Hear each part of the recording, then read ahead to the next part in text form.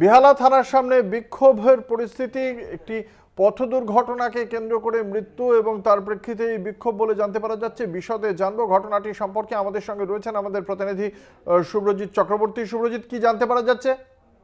এবং প্রথমে তোমায় জানিয়ে রাখবো, গত 24 তারিখ বিএল সাহা রোড এবং টালিগঞ্জ সার্কুলার রোডের যে সংযোগস্থল, সেই জায়গায় কিন্তু একটি পথ দুর্ঘটনা ঘটে। মূলত এই অজয় সিং রাজপুত বাইক নিয়ে যাচ্ছিল, ঠিক সেই সময় অপর একটি বাইক এসে তাকে ধাক্কা মারে। এরপরই তাকে গুরুতর আহত অবস্থায় হাসপাতালে ভর্তি করা হয়। গতকালই হাসপাতালে চিকিৎসা চলাকালীন তার মৃত্যু হয়। মৃতের পরিবারের লোকজনের অভিযোগ যে বেহালা থানার পুলিশ যে বাইকটি ধাক্কা মারে, সেই যে বাইক চালাচ্ছিল অভিযুক্ত, তাকে আটক করে এনে ছেড়ে দেয়, এমনই অভিযোগ মৃতের পরিবারের লোকজনের।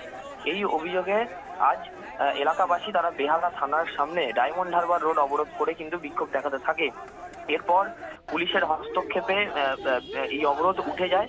তবে পুলিশের তরফ থেকে আশ্বাস দেওয়া হয়, মৃতের পরিবারের যে দাবি, যে পুলিশের তরফে তাদের আশ্বাস দেওয়া হয় যে 10 মিনিটের মধ্যে ওই অভিযুক্তকে আটক করে নিয়ে আসা হবে, এবং সেই কারণে সেই আশ্বাস পেয়ে তারা অবরোধ তুলে নেয়।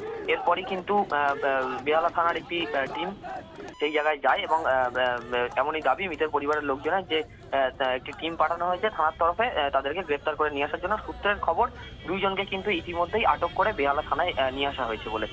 এই মুহূর্তে অবরোধ আর ওখানে যান চলাচল স্বাভাবিক?